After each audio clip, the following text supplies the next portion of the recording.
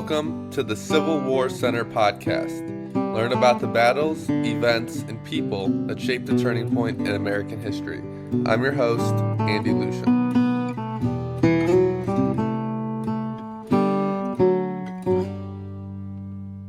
Today we are joined by Robert E. Lee himself.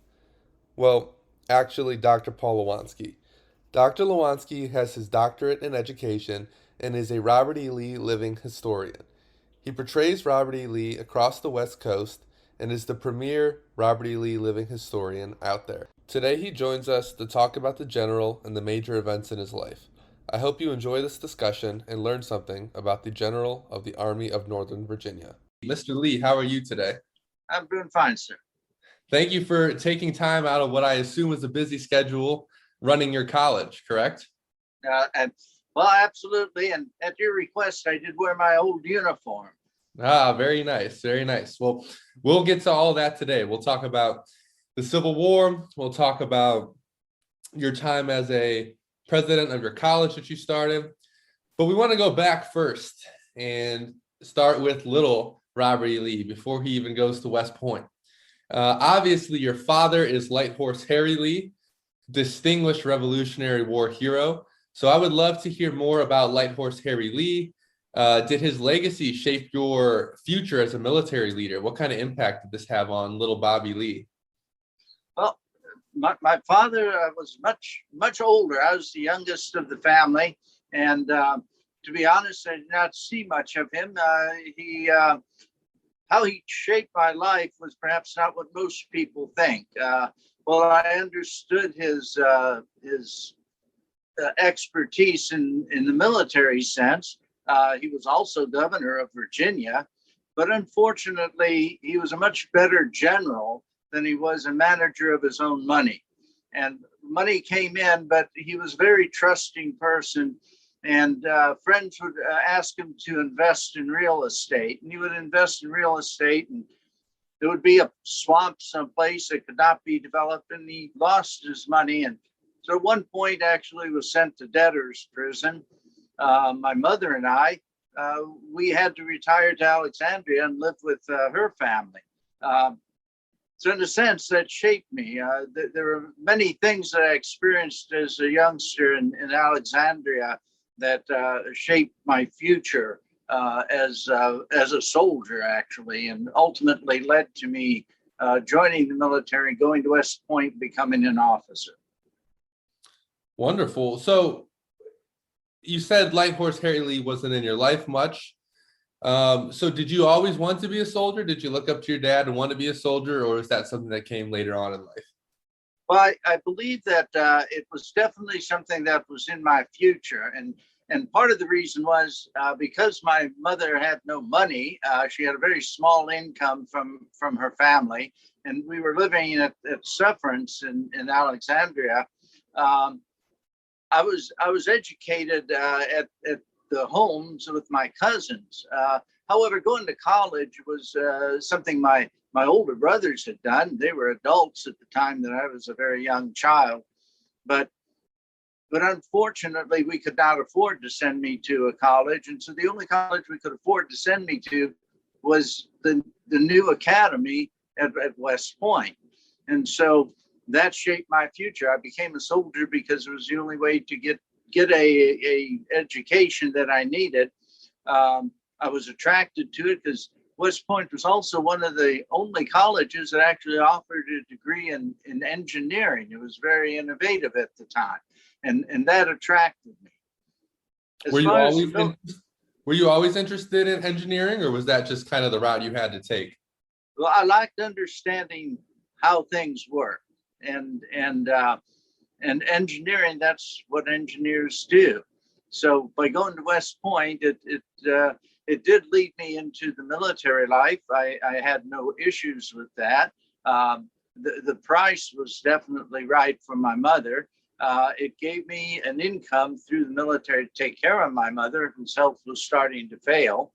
But I think what really drew me, in a sense, into the military was also, as a very young child, some of the things I experienced while living in Alexandria with in 1812 when the British reinvaded our United States and actually occupied Alexandria. And I think that's something that always stayed with me for my life. I found that I remember the streets of Alexandria being occupied by redcoats, by British soldiers, not being allowed to go into the street because these British soldiers were invading our country, and they were actually scooping up young boys about my age to run gunpowder on the ships and become what they called powder monkey. And my mother sent me out with my cousins to a plantation well into the country to avoid that. But it always dwelled with me that we had to defend our country. So becoming a soldier made sense to me. It in probably the same way that it influenced my father to defend our homes. And that's what soldiers do. They defend their homes and the homes of their family, the homes of their friends. So in a sense, that's what influenced me. I had seen my father do it as a young boy. Virtually everyone I knew in the city was related to the Revolutionary War and had fought with my father. So it made sense to be a soldier. And so I had no issues with it. And it seemed like a very reasonable thing to do. That makes perfect sense. And you talk about that sense of duty and protecting your homeland, and that's something we're going to get to in a minute. And I want to keep that in mind because I'm sure that's something that influenced you when we get to the Civil War, correct? Oh, absolutely. Ultimately, I think that was the driving factor behind the very hard decision I had to make to stay with my state and my home of Virginia. Yeah, that's something I want to dig into. This is why I think it's so important that we find out your roots here. So your father, you mentioned, is not in your life much. He has a premature demise, which I'm sure has an impact on you. So you're primarily raised by your mother, and your mother has some strict morals that she imposes on you. So how does your mother shape the man you become? I've read and heard that you never received a demerit at West Point. So I have to ask, is that because of her rearing? Did the morals she instilled in little Bobby Lee carry throughout his life? I believe you might say that's the case. I never wanted to disappoint my mother. She had suffered enough in her life. I did not wish to add to that burden. And in fact, I wished to take care of her. To me, life was very simple. You lived with honor. You honored God. You honored your family, and you honored your name. When I got to West Point, I saw no reason to engage in any behavior that would result in a demerit. And so at the end of my term there, I did not receive any demerits. Now, some people have said I'm the only one to not receive any demerits. Not quite true, actually. And I was only number 2 in my class. I was beaten out by a young man who just edged me a little bit in my mathematics exam. And he graduated number 1. Even though he had a demerit, he was still number 1 because that was based on his grades. I graduated number 2 just behind him, but I did not have any demerits, and it was fairly easy to get demerits, but somehow I was fortunate, and I think by living honorably, I was able to achieve that accomplishment. Yeah, it's funny. We'll talk about it when we get to the Civil War as well, but you're pretty humble about saying you're only second. Obviously, when we get to the war, we have to talk about Ulysses S. Grant, and you guys already seem to have quite a difference in your time at West Point and as young men. Indeed. However, sometimes as we go into real life, grades are one thing and actions are another. Also, people mature as they grow older, and I believe someone like General Grant, a very honorable man, but a little more of a heck raiser in his youth than I was. He definitely enjoyed the pleasures of life, whereas I dedicated myself. I saw the goal and I just focused on it, and that is who I am. So we are different people, but so often come to the same and similar ends. Well, so you say that's the person you are, and you have this heritage. Light Horse Harry Lee, your mother instills these strict morals in you. You don't get any demerits at West Point. Do you think that you're also related to the Washington family, right? You're married to a descendant of Martha Washington, George Washington's wife. Does this impact you even more? Does this add to this sense of duty? Does this make you want to be a soldier even more? What kind of, I mean, you already have Harry Lee as a descendant. Now you're adding the Washington family. So how does that impact you? Well, my wife's family was part of the Custis family, and she was a Custis. Now, the connection then, some people are not quite sure. The Custis family was related to George Washington by adoption. She is not a blood relation. However, her mother was indeed a Custis who had been adopted by the Washingtons. So it is relation to Washington through adoption and obviously by living with the general. Did it influence me? Well, of course it did. General Washington was someone people remembered that I knew. As a very young child, I remember living in Alexandria and talking to the postmaster who had served with my father and General Washington, who did come to town occasionally and visit my mother when he was still alive. The Marquis de Lafayette, actually on his farewell tour just before he passed away, toured the United States and made a point to come visit Alexandria, visit my mother, and I was introduced to him. The heroes of the Revolution who fought for their freedom from the tyrant that was the British Empire at the time, weighed heavily on me and made a great impression. Now, the other thing that definitely influenced me from my father was he enjoyed drink, and that often led to his problems. He would drink heavily, and that led to him loaning money that he never received back, and ultimately going into bankruptcy. People have asked me why I'm a teetotaler, and to be honest, people say, "Don't General Lee?" They asked me, "Do you not enjoy drink?" And I said, "Oh, far from it, but I'm afraid that I might enjoy it too much."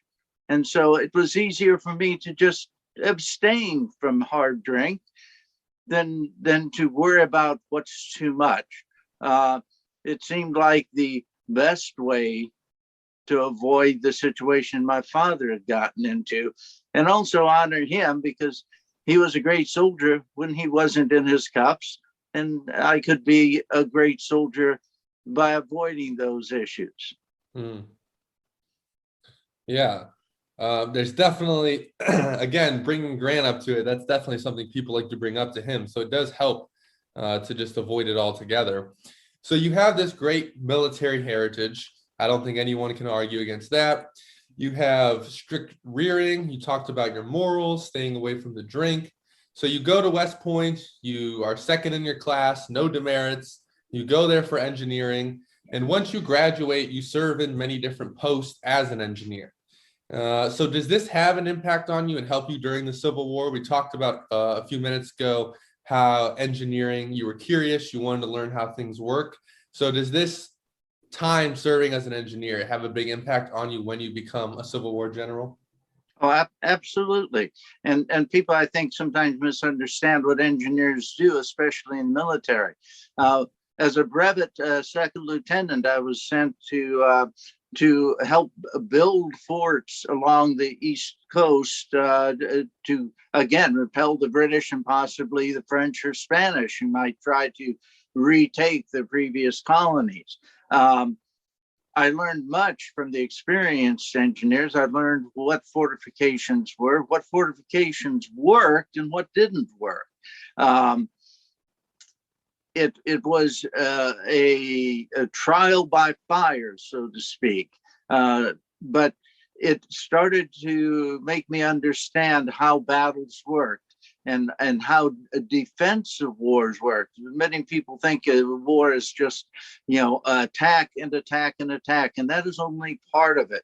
Very often wars are won by how you defend and how you protect yourself. And I think that's what I gained from those early days. When we came to the Mexican War, it came to serve me well. And later, when I was stationed out in the wilds of Texas, in San Antonio, Texas, where I ultimately had command of the U.S. Second Cavalry, fighting with the Indians who were having depredations upon the settlers in Texas. I was able to apply some of those things, fortifications to help defend against roving bands of Indians or bandits, and ultimately the Mexican army, which was a very well-trained army, and we had our hands full with them during the Mexican War. So you bring up the Mexican War, and I would love to transition into that next. So your time as engineering definitely has a big impact on the Mexican War, definitely has a big impact on the Civil War. I also want to ask, while you're in the Mexican War, you serve under Winfield Scott, this great American hero, right? Serves in the War of 1812, serves in some of the Indian Wars. Obviously, he's a part of the Union when the Civil War breaks out. So what impact does serving under this great American hero have on young Robert E. Lee? Well, General Scott could be very intimidating. Many of his junior officers would refer to him as old fuss and feathers Scott. And because he was very demanding of his office and his men, and he demanded military discipline. Even in the field, he demanded clean uniforms, or as clean as you could get them. But he respected the soldiers, and he respected the men who could carry out his commands. During the war, as we drove into Mexico, we came up on Chapultepec, a very heavily defended fort. Now, as I said, as a junior officer, I had helped build forts and rebuild forts.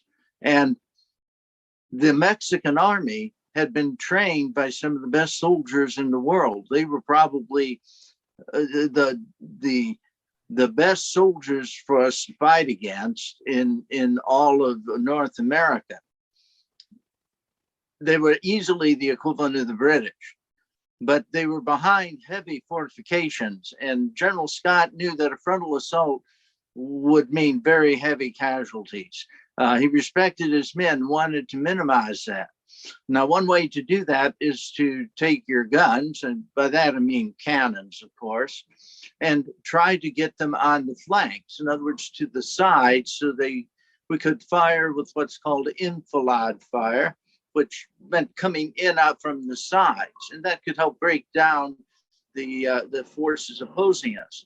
Unfortunately, the ground that we would need to do that was wonderfully situated, but there seemed to be no way to get to that.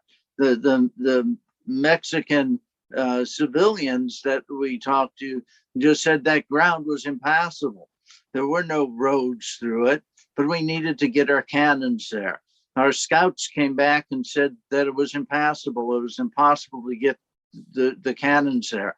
And General Scott looked to me and asked Captain Lee if he would find a way to get the guns there. We found a way through boulders and desert and soft sand and hard pan, but we managed. It took almost 3 days to get the guns into position. I did not sleep for all that time. Wow. I was fortunately, we were under fire. my coat had several holes in it, but none of them managed to reach me. Um, the end result was we got the guns in position and we were able to storm Chapultepec and carry the day, which put the French trained Mexican army to flight. And ultimately, we were able to win that war.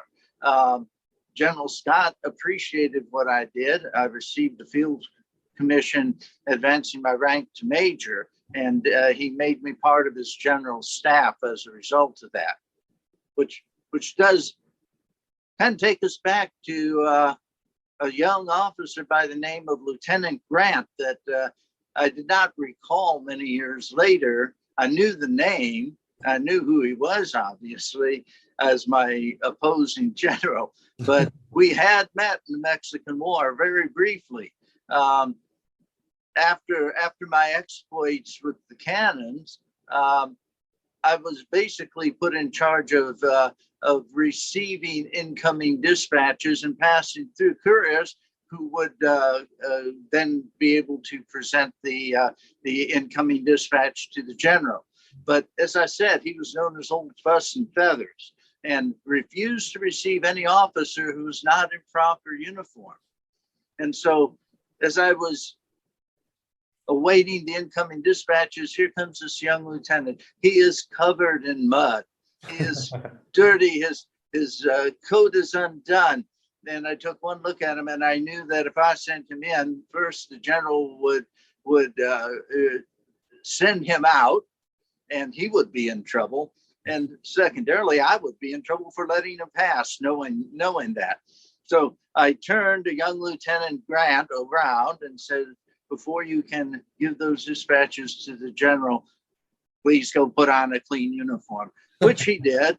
And to be honest, I had done that many times with young officers who brought in dispatches to the general, and I thought no more about it until many years later at a town called Appomattox, when I met then now General Grant. As we concluded the surrendering of my army to him, he actually apologized for the fact that he was in a dirty uniform because he had just ridden in, having ridden about 6 hours through the mud of Virginia to get to Appomattox Courthouse. I did not remember that until later, but it just goes to show, I think, that God puts us in different places when we need to be. Mm. Well, you talked about Chapultepec. You mentioned you didn't sleep. I've heard that it was 50 hours you didn't sleep for till the battle had ended. So is this Robert E. Lee's mentality not to rest until the job is done? Is this a result of your military heritage, maybe your strict, scrupulous upbringing? But I can't imagine many people willing to go 50 hours without sleeping.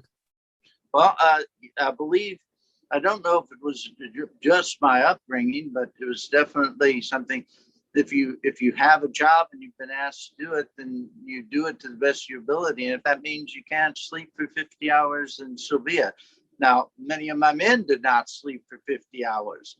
I don't know if it was because of their upbringing or the fact that I was driving them, but we were soldiers and we had a goal, and the honorable soldier carries through no matter what. And if it took 50 hours, that sounds about right. It was definitely over 3 days. But we push ourselves to do what we need to do. And we were fighting for our country at that point. And to accomplish our goals, that's what we needed to do. So I suppose my upbringing influenced me there, but I like to think also it was love of my country at that point. Mm-hmm. It'd be great if we had more people who wanted to do their job that well, especially some of our students that they're listening. Definitely keep that mentality, not to not sleep, but to do your job well. So you serve in the Mexican-American War. You serve under Winfield Scott, but he's not the only general that you serve under. Grant's not the only general you run into. You also serve alongside future generals like Beauregard, Thomas Jackson, Stonewall Jackson, George B. McClellan. So does serving alongside with these generals in the Mexican-American War about 20 years prior to the Civil War, does this have an impact on your relationship with them come the Civil War? Perhaps when you face off with McClellan, does this help give you an edge over him, perhaps? Well, I believe that it helped me to understand him. One of the things that I like to do is study and remember people. As an officer, you have to understand not only the officers that serve under you, but also the officers that serve alongside you and even above you. So whenever you're serving with someone, I always remember, what did they like? What did they tend to do in different situations? General Beauregard actually had seniority in the Confederate Army over myself. And so I technically reported to him, other than the fact that President Davis liked me and trusted my opinion. So I served as his attaché and military advisor. But I understood General Beauregard. I understood General Jackson. I knew what I could depend on them to do. I knew what they would react to in different situations. The same was true for those officers that chose to stay with the Union when the South seceded. I had seen them in action. I knew what they tended to do.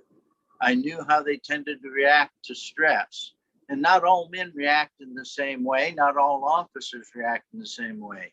But with General McClellan, I knew that General McClellan tended to be cautious and tended to be very cautious, often, very often, overestimating his opponent. He often would assume that if his scouts told him that I had 10,000 men, that I must be a clever person that I am, have 20,000 hidden someplace.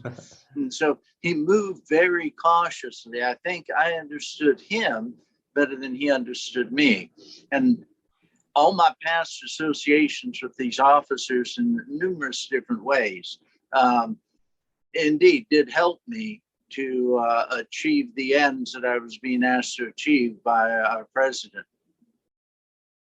Yeah, I mean, I would imagine that would have some sort of impact. So you serve alongside Beauregard, Jackson, McClellan, and this obviously impacts you, as you just said, in the Civil War. So the Mexican-American War ends, you serve with distinction, you serve alongside these generals under Winfield Scott, and then you take the superintendent position at West Point. And a student there is going to be one of your main scout during the Civil War. So Jeb Stuart. So did you know him when he was a student at West Point? Obviously, you knew Thomas Stonewall Jackson from the Mexican-American War. Do you know Jeb Stuart when he's there? And if so, does it help build your relation come the Civil War? I did know the young Jeb Stuart. He was in many ways the young cavalier. He definitely came from a family in Virginia that was well known to most people, but particularly to my family as well. He was very bright. He understood how to use horses. He understood and honed his skills at West Point and showed extreme aptitude to working with horses and mounted cavalry. After his time at West Point, we recommended that he engage with the cavalry, and he was sent out west to fight in the Indian Wars, where he definitely learned the practicality of and logistics that are needed for cavalry in the field against a hostile force. So I did not see him again after that until actually a number of years later, just as states were deciding whether to secede or not. I was on leave. My father-in-law had passed away at Arlington Plantation, which was one of about 3 plantations that he owned. My wife was there. She often did not travel with me. Coming out west to the small town of San Antonio would have been very difficult for her and on the children. So she stayed with her father, which is not uncommon for a lot of military wives. But when her father passed away, I was named executor. And so I took leave and was given leave to return to Arlington and carry out the dictates of his will, which were numerous. And unfortunately, he had something of the same problem my own father had, which was he was not a great money manager. So part of my job was to try to bring the plantations up to where they needed to be so that they could then be distributed among his heirs. I want to get more into that in a second, because I would like to talk about some of the things that you inherit from your father-in-law. Before we jump ahead a little bit, so you knew Jeb Stewart, you're the superintendent of West Point. You don't necessarily want this position, if I'm correct, but you take it anyway. Is this the same sense of duty that you have staying up for 50 hours in the Mexican-American War, remaining loyal to Virginia when the Civil War breaks out? Is this that same duty throughout your life? Well, sir, after the Mexican War, the peacetime army was very small. Advancement in rank took a very long time. So when you were offered a position, even if it wasn't to your liking, it was usually advantageous to take it. Taking the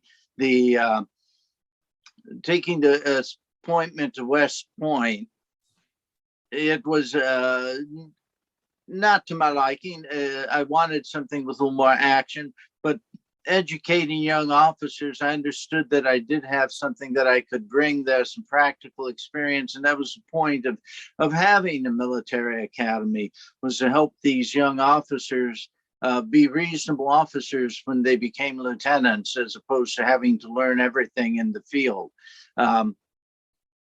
Again, it was not necessarily my greatest and first choice. I would have preferred a command, but that was not offered, so I took what I could. When you're in the Army, you serve at the pleasure of the commander, not at your pleasure.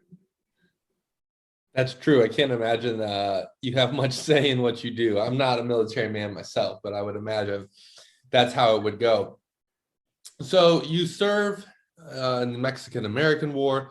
You serve as the superintendent of West Point.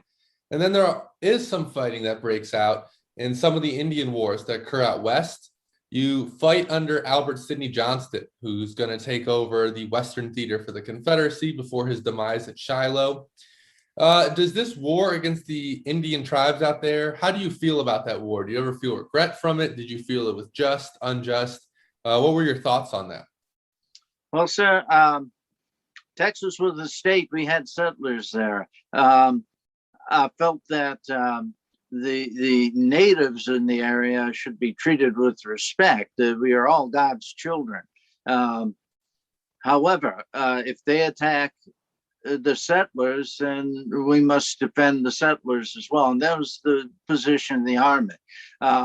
When I was assigned ultimately to the 2nd U.S. Cavalry, which was newly formed, and it was formed specifically to combat the depredations caused by the Indians out in Texas.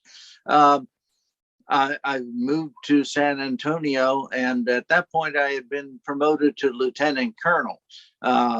Ultimately, I took full command. I was second in command of the U.S. 2nd Cavalry.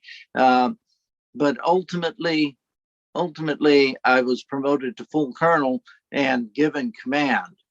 Unfortunately, that's just the point where my father-in-law passed away, and I had to take that leave and travel back to Virginia to deal with his estate. And unfortunately, that's also when the southern states felt pressed to leave the Union. Right. And so your father passes away, your father-in-law, excuse me, you come home and you're dealing with his estate, as we mentioned a few minutes ago. Now, his estate includes slaves, and you inherit those slaves. And you've said that you supported their emancipation and you do eventually emancipate them. So what are your views on slavery exactly? And once the war begins, did you actually want to fight for a pro-slavery cause, or did you dislike the cause and just wanted to fight for your homeland? Well, sir, slavery is a prickly issue, as they say. Personally, I do not really find slavery to my liking. Owning slaves personally, number one, we could not afford it. Owning a slave is quite expensive. It would cost, just for one slave to work in the field, would be about $2,500. And that's a lot of money. That's a lot of money. Many men don't earn that in 10 years. When I inherited, in effect, my wife inherited the slaves with the plantation. A stipulation was that the slaves would be freed. They were to be manumitted. That was a stipulation of the will. I had no objection to that. However, it was also stipulated that the plantations must be brought to a point where they can support themselves before they're passed on. For one of the plantations was to go to each of my sons, and ultimately Arlington to my wife, and thence to me, a place where we might retire when I retired from the service. She was raised there and had a great fondness for the place. Now, right away, I knew that I had two opposing things that I had to do. My wife and I knew, now, when you free slaves in Virginia, there are laws that dictate that. And that's rather difficult to kind of make things happen. Number one, the slave has to agree to be manumitted. And some slaves didn't want to do that, oddly enough. You would think that that would be the easiest, but in some cases, slaves didn't even, in a sense, know they were slaves. The second thing was they had to be able to support themselves. We couldn't just free them and push them out. A field hand might know only one skill, that is how to pick cotton or how to deal with cotton and put it in bales. They each had very specialized jobs. If we freed them, that was the only thing they could do. They had never had to grow their own food. It was provided to them. Housing was provided to them. And so they had to be trained. So what I endeavored to do was I actually took our slaves and leased them to surrounding plantations. Now, part of that reason was that I would get money for the plantation, which would pay off the plantation's debts. The slave would be trained perhaps as a blacksmith, perhaps as a leather worker. But when they came back to me, I gained money, which helped put the plantation back on stable economic footing. The slave had now gained a trade and could support themselves. And last one was that they had to be able to read and write, but it was illegal to teach a slave how to read and write. So there was two conflicting laws in Virginia. Now, my wife and I, we found a way around that because we wanted our slaves to be Christians. And to be a Christian, you must be able to read the Bible. So we taught them to read and write so they could read the scripture. And the state of Virginia allowed that to happen. And so we were able to circumvent that. And indeed, over the course of the war, even after the war broke out, I continued to manumit slaves on a plantation that was no longer in my control because it was behind Union lines. And those slaves, by the end of the war, by about the third year, I believe it was, I signed the final manumission papers, and there were no slaves under my control or my wife's control anymore.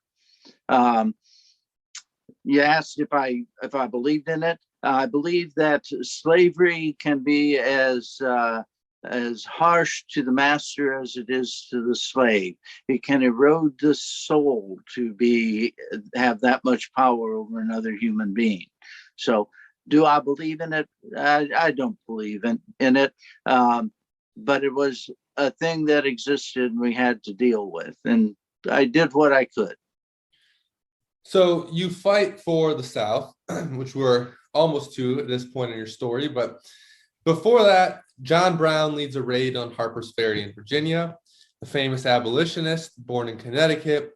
He gets some runaway slaves along with his sons, and they go in, take over the armory, and they want to begin a slave rebellion. You are sent in to put down this rebellion. So we just talked about your views on slavery.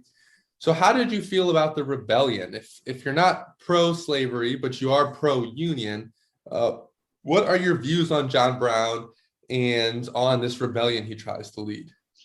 I believe that John Brown was a man who felt his faith very deeply. I do not agree with him. I do not think that a rebellion in which families would be killed, children and women would be killed by rebelling slaves. Fomenting that kind of rebellion was wrong. There were better ways to do it. But John Brown, as a person, in a sense, I agreed with his basic premise that slaves should not be slaves, or we should not enslave other people. But he was breaking the laws of the United States. He was inciting civil unrest. Although I was on leave, I was a ranking officer as a full colonel in the Washington City area. So General Scott, through his subordinates, asked me to come to Washington, and I was given command of a detachment of Marines who had a barracks at the 8th and I Street in Washington City. There was a Captain Israel Green was their commanding officer, as I recall. And we went to Harper's Ferry, where Mr. Brown had barricaded himself with his sons and some followers in the armory there. And they would not come out, and they had hoped that they would foment this insurrection in the southern states, which did not happen. Unfortunate for his cause, I suppose, but fortunate for those that would have been killed during such a rebellion. On the way there, I ran into a young lieutenant by the name of Jeb Stewart, coming back from our association years previous. And he knew me, of course, and I did know him. And so he asked if he could come and join in this endeavor. He was in between assignments for the Army, which is why he was in Washington and on leave in Virginia to visit family. So Stewart, myself, Captain Green, and his Marines, we came to first attempt to talk to Mr. Brown out of what he was doing. He absolutely refused. We had not planned on a frontal assault, but Marines like to do frontal assaults. So we gave him several chances, and at one point, Lieutenant Stewart went forward and gave him our final demands, which he rejected. Mr. Brown rejected, and we sent Captain Green in. We were ill prepared for this. The Marine commander was carrying a ceremonial sword. It was not even the kind of sword you normally carry in the field, but it was all he had because we left so precipitously. The end result was that people died, people were shot. Mr. Brown was shot rather severely, but he was able to recover and stand trial. His cause may have been just in his mind, his methods were illegal, and he suffered the consequences of not following the law. And that's a dishonorable thing to do, and that's I think why it's important to be an honorable person. And he lost track of that. He lost sight of that. Well, you put down the rebellion, Harper's Ferry. John Brown gets hung, and the election of 1860 comes up. New Republican candidate, Abraham Lincoln, wins. South Carolina decides to secede from the Union. Subsequent southern states will, and eventually your home state of Virginia will as well. So you decide to resign from the Army. You turn down the president's offer to be in control of Union forces, and you leave the United States military. Having served in there for 30 years, the Mexican-American War, the Indian Wars out west, are you left with a sense of sadness or regret about leaving this union that you once served and held so dear? Absolutely.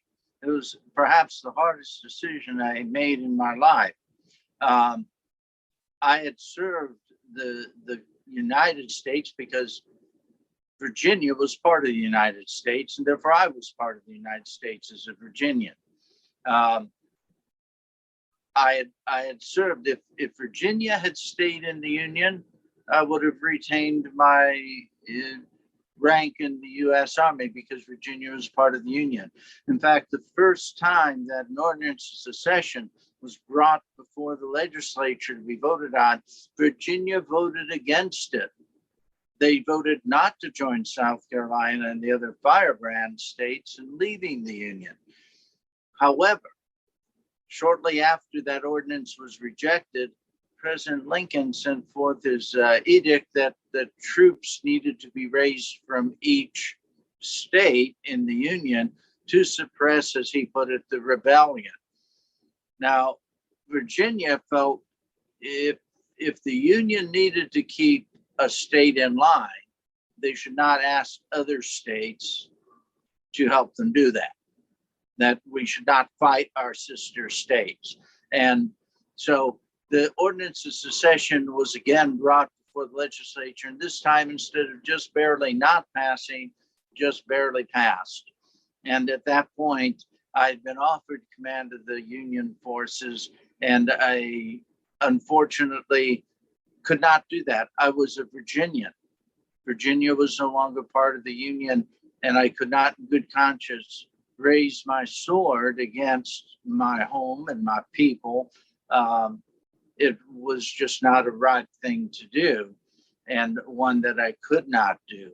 And so I said, as I left the Army, that I would never raise my sword again, save in defense of my home, Virginia. And I was true to my word.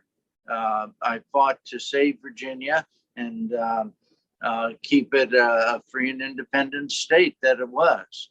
It was not to be, but that's what I endeavored to do. Virginia was my home, and I could not fight my home and my own people. Mm-hmm.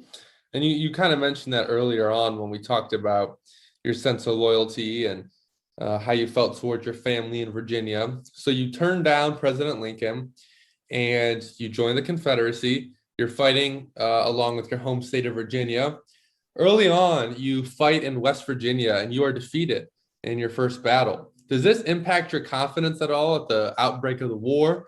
Perhaps do you regret leaving your decision to leave the Union and join the Confederacy after this defeat?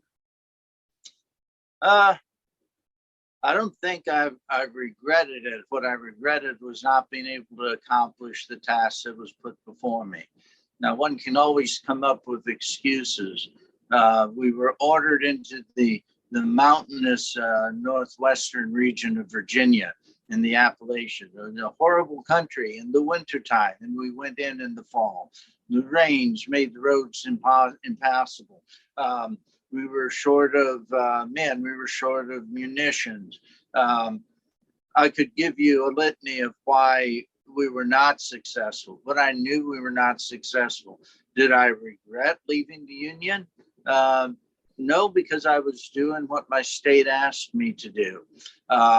I understood and reflected on what went wrong, and vowed never to repeat those if at all possible. That makes sense.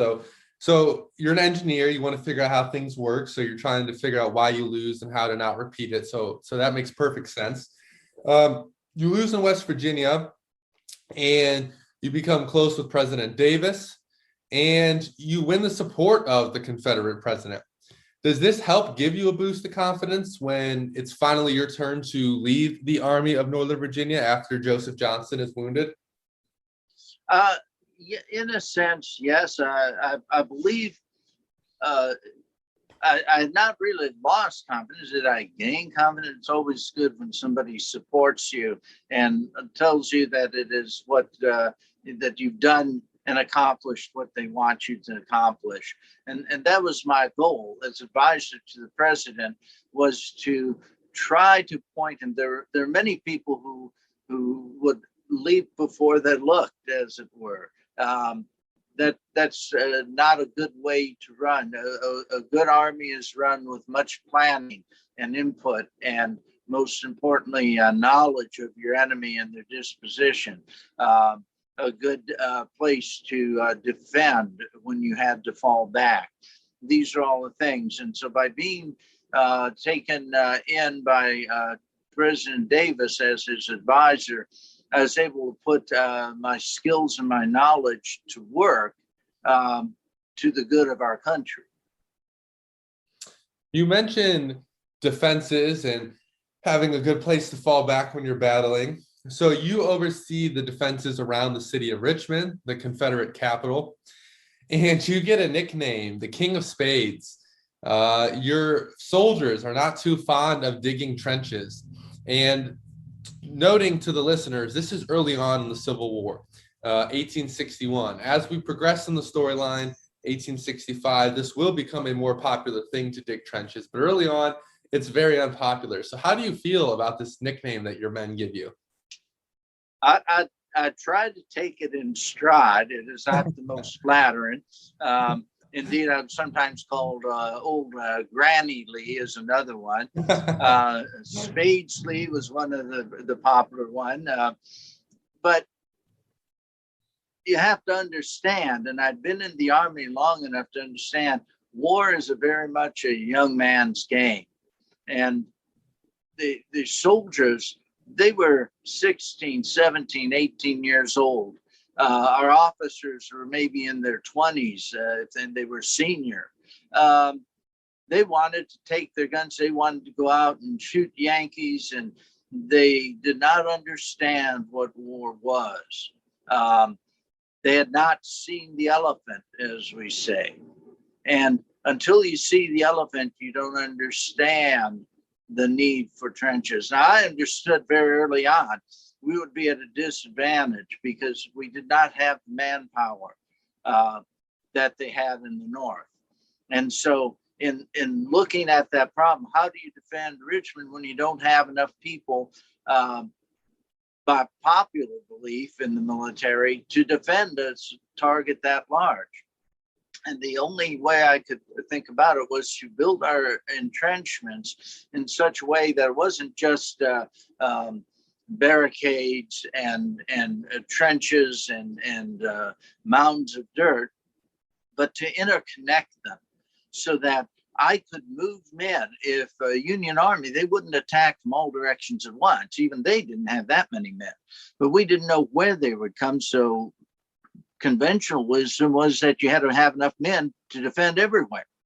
Mm-hmm. We didn't. So by having interconnecting trenches, I could move men. When they attacked in the east, I could move men from the west, leaving just a skeleton detachment behind and move all those men. So it appeared we had more men than we had. This was very innovative. It had not been done, but it meant digging a lot of trenches. And we had, at that point, time. And I had men. And we had spades to dig those trenches with. The men did not like it, but as you had mentioned, After they had seen the elephant, they saw the benefit of those trenches. And it became one of their favorite things. As soon as we stopped, if we knew we were going to be there and in defense, they would dig out those bayonets, or even using tin plates to dig in and form their own trenches. I like that. So you see the elephant, because that's something that, as you mentioned, you're very innovative on, because by the time we get to the end of the war, especially when we see Sherman chasing down Johnson in the South, we're going to see a lot of trench warfare. And when it comes time for World War I, we're going to really see trench warfare take off. So that's something that you're way ahead of your time on. So you face off against McClellan and you take over in the 7 Days Battle. You whoop John Pope and the Yankees at Second Manassas. And then you meet McClellan a second time at Antietam. Before the Battle of Antietam begins, your orders are discovered by McClellan and his troops. They're found wrapped up in a cigar. Did you know that he discovered your plans at Antietam? And if so, how did you compensate? Did you adjust? It sounds like you're very quick on your feet as an engineer on the battlefield, or perhaps you weren't even aware he knew of your plans. At first, I was not aware, though it became very rapidly. And just to make sure that you all understand that I had subordinate generals to myself. So when I gave command, I would bring in my generals. We would discuss our strategy with my top generals, and then the subordinate generals that commanded brigades and so on, they would receive copies of the orders. And so dispatches would be sent out. And apparently one dispatch writer had chosen to wrap the dispatch to one of my brigadiers in his around some cigars, and then he put it into his dispatch pouch. It slipped out. He rode off not even knowing that. We later determined that one general on my staff did not receive his orders, and we were able to fix that. However, once we had reached Antietam Creek, near Sharpsburg, it became very apparent that McClellan knew what we were about. However, he very obviously, and I knew that he was very slow to move. He was very unsure of himself. He thought I had more men than I had. He didn't know where some were. He didn't have a cavalry screen like I had with Jeb Stuart, who could report back and tell me the disposition of my opponent. As a result, I was able to react to him and save my army effectively. Now, it was at great cost.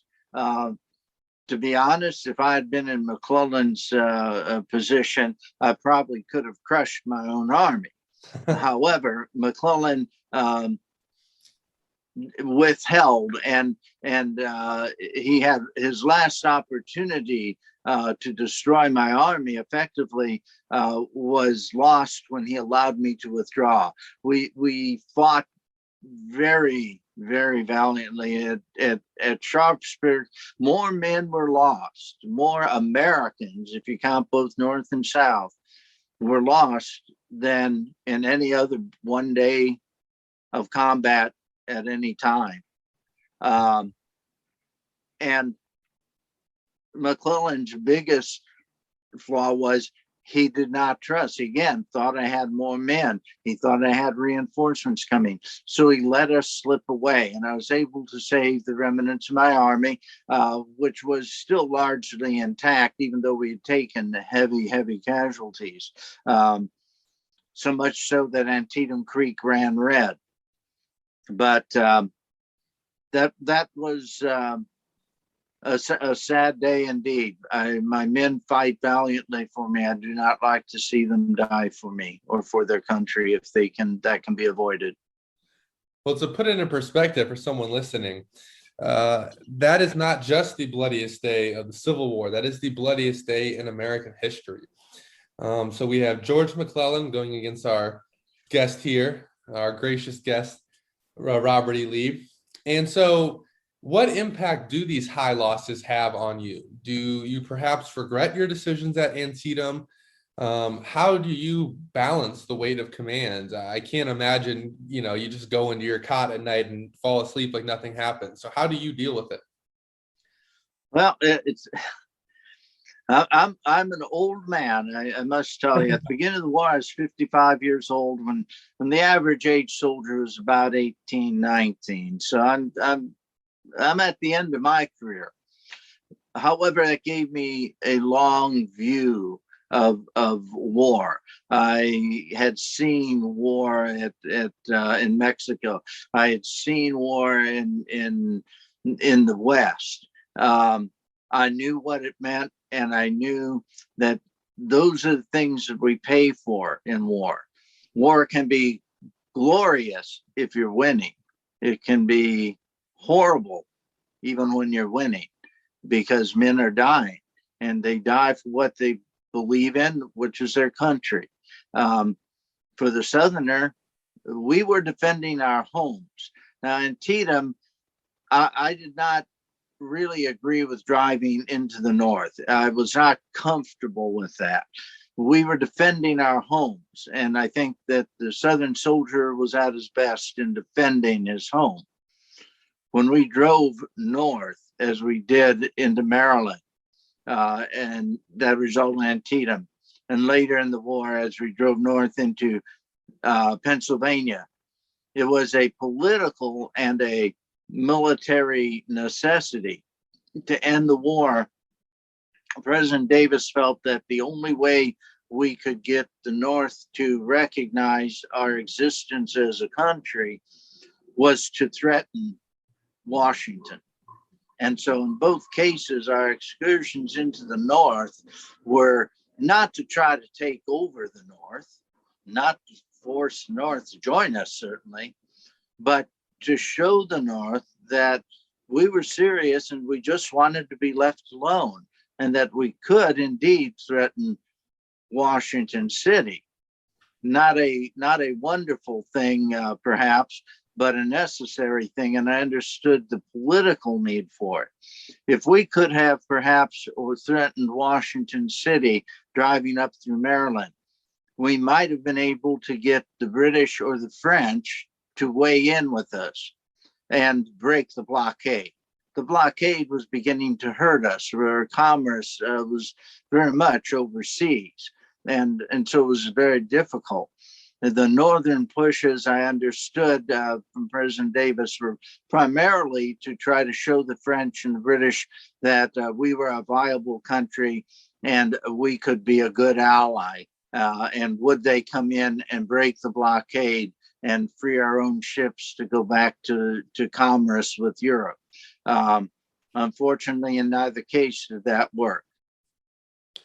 Yeah, well, you mentioned trying to gain support of those European powers. And in the aftermath of Antietam, there's not really a victor. I mean, when the numbers are that high, you can't really say victory. It's a strategic victory for the Union. They can claim it as a victory because they hold the field. As you mentioned, that's your first invasion of the North, and it is to gain political support for the South. But in the aftermath of this, Lincoln uses this quote unquote victory to issue his Emancipation Proclamation. And a lot of the reason that the president does this is to keep England and France from supporting the Confederacy by truly making it a war over slavery. So, were you surprised by Lincoln's decision to issue this proclamation after he explicitly stated that the war was not about slavery? And what sort of impact did this have on the Confederacy? I would say surprised, no. Mr. Lincoln is a politician. Now, I dealt with Mr. Davis, who's also a politician. Politicians are not soldiers, though both Mr. Lincoln and Mr. Davis had served. In fact, Mr. Davis graduated from West Point, and he served as the Secretary of the Army, Secretary of War in the North prior to the war. He'd been a U.S. Senator, but he was a politician at heart. And Mr. Lincoln was a politician at his heart. I'm not surprised. He needed to do something. His own newspapers were definitely fighting against him. They told him, they were just saying, just let the South go. We shouldn't be losing our boys. The casualties were horrendous. And so there was demand. If the Union was now disunion, to just let it go. Mr. Lincoln needed something to unite his country. And so, in effect, he made it a holy war. He held up slavery as the main issue. Now, it was a platform for his party. They were anti-slavery and abolitionists. There were many abolitionists actually in the South as well that did not believe in slavery. They did not hold political power as the Republicans gained in the North. So your question was I surprised? And not really. It was a clever sleight of hand because, in effect, his proclamation had no real effect. He freed slaves in territories where he had no control. And he let slaves in the slave states that had been retained by the Union, such as Maryland, remain enslaved. So it was, like I say, a political sleight of hand from Mr. Lincoln. He didn't lose anything, but he gained the good relations with the Queen in Britain by making this rather grandstand approach. But for the poor slaves, it had very little effect. Saying that a slave in Mississippi was free really had no impact on that slave. But saying that a slave in Maryland was still a slave, I think had a great impact. As I say, I'm not a believer in slavery. But it was a strange proclamation, in my opinion. Yeah, I could definitely see that, trying to not inflame those border states so they leave, but also getting enough for the rest of the world does not back the Confederacy up. So you take over at the 7 Days Battle. You win at Second Manassas, or Bull Run. As a Southerner, I know you refer to it as Manassas. You draw, I guess we should say, McClellan at Antietam. You win at Fredericksburg. And early on in the war, we talked about how you were digging entrenchments outside of Richmond. At the Battle of Fredericksburg, you're using trenches again, and you're really doing something that no other generals are doing in the war at this point.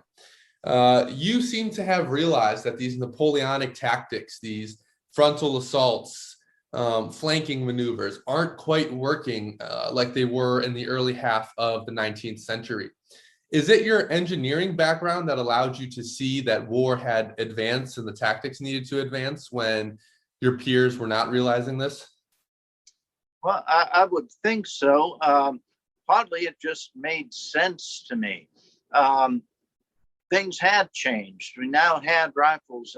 The development of the Minier bullet, the men like to call them mini balls, and understanding that a ball is just a bullet is all that means. It doesn't have to be spherically shaped, but the idea that rifles were much more accurate, but very difficult to shoot because the bullets had to actually be oversized, and it took you at least twice as long to ram that bullet down the barrel because it was cutting into the rifling, the grooves in the barrel, and that spun the bullet when it left.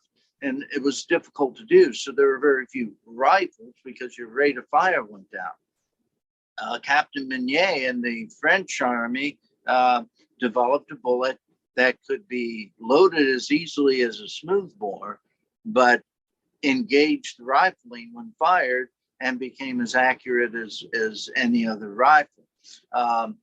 Men, all armies, North and South, had been issued these weapons, and suddenly we were reaching out and accurately hitting people. So it was unnecessary to have massed fire with the hopes of hitting somebody. Indeed, what we tried to do was mobility and rate of fire started to become more important. Napoleonic tactics involved moving blocks of men. And there is indeed a place for that still. I was trained in those tactics. However, they must be used very judiciously, otherwise they can backfire on you. And that's more or less what happened to me at Gettysburg. A number of things lined up, and I fell back on a Napoleonic tactic that did not work and resulted in the decimation of my army and me being forced to withdraw from the field. Yeah. So obviously you say that you're trained in Napoleonic tactics like your peers, but I don't think you give yourself enough credit there, because you are a little bit, quite a bit ahead of your time, really. Something we won't see too much of till the 20th century when we get to the First World War. So Antietam's over. Your first invasion of the North is done. You win at Fredericksburg, and then the Battle of Chancellorsville occurs. And this is another victory for your armies, but it's a loss because you lose one of your core commanders. You lose General Stonewall Jackson. He's shot and killed by his own men.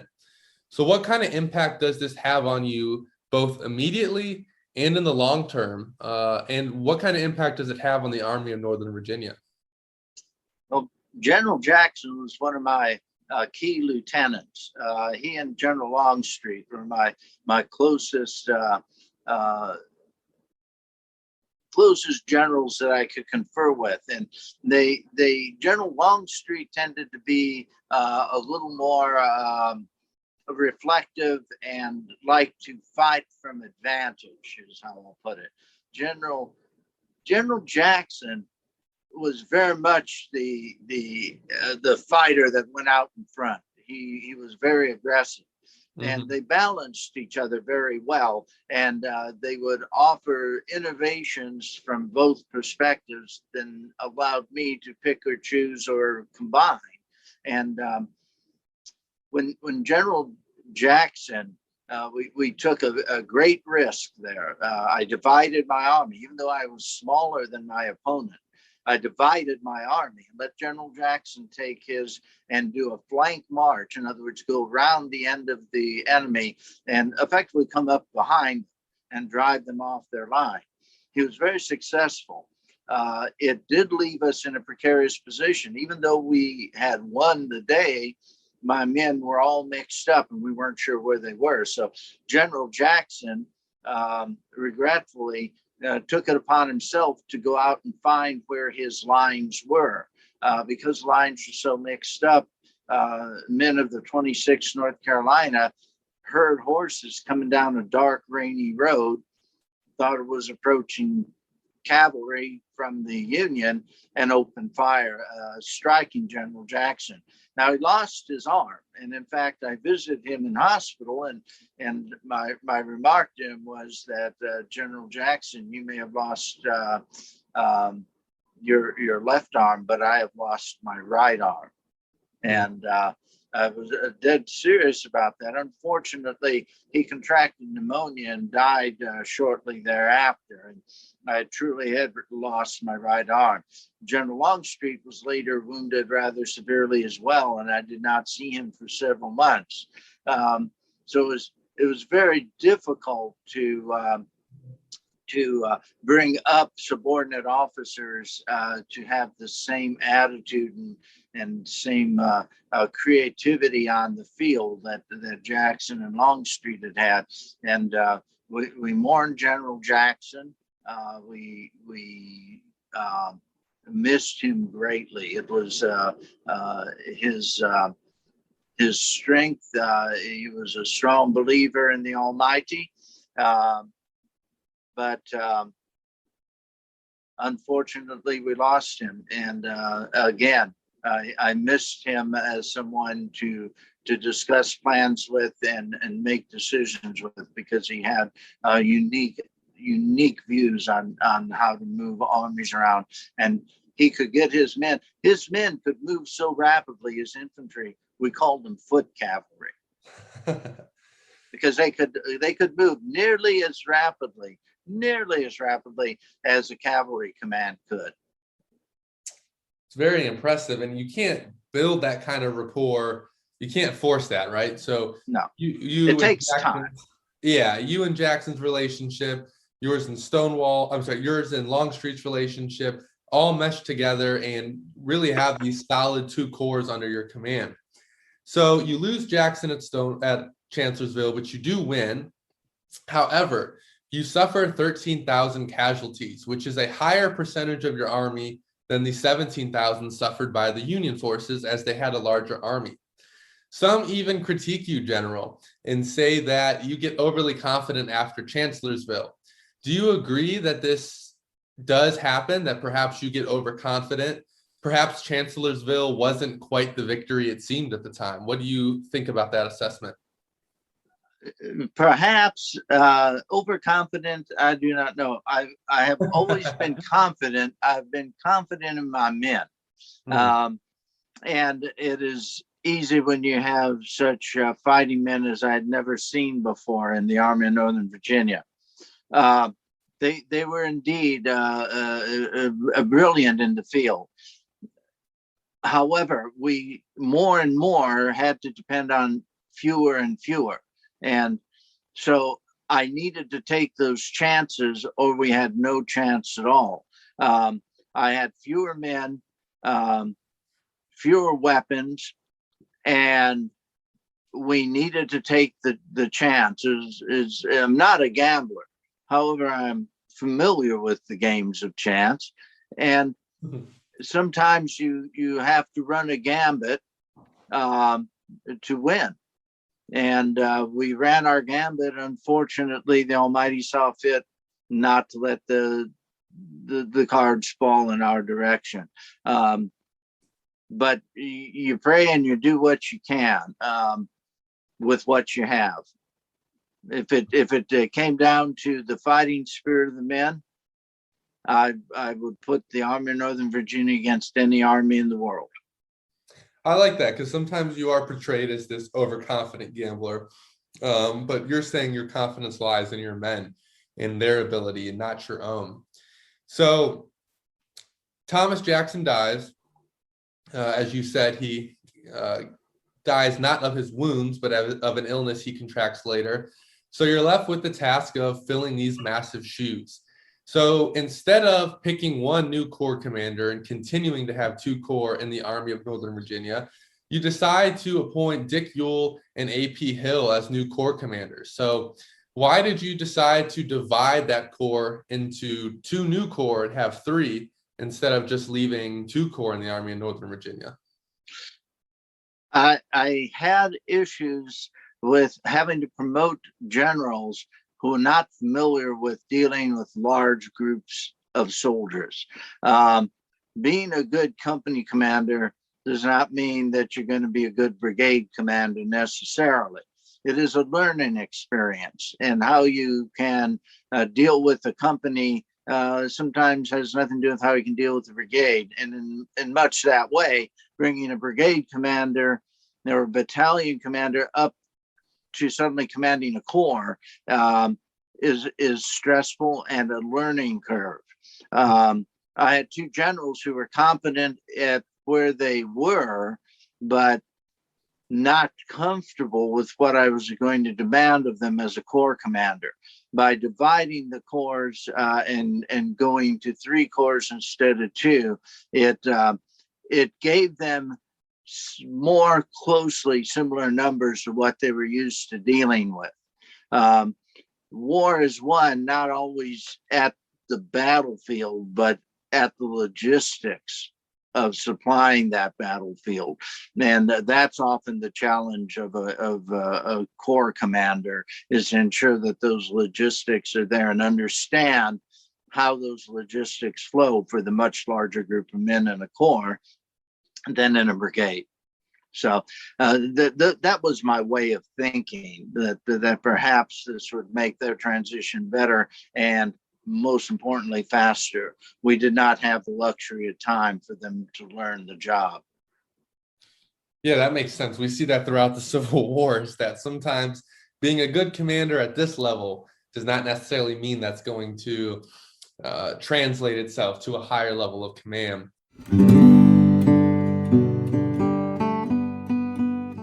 Thank you for joining us for this discussion with Robert E. Lee. I hope you learned something about the general's life and his time during the American Civil War. I also hope you'll join us next week as we continue this discussion, talking about the Gettysburg Campaign, the surrender at Appomattox, and Lee's time as a president of Washington College after the war. Please rate and subscribe to the podcast and share if you enjoyed, and we hope you have a great week.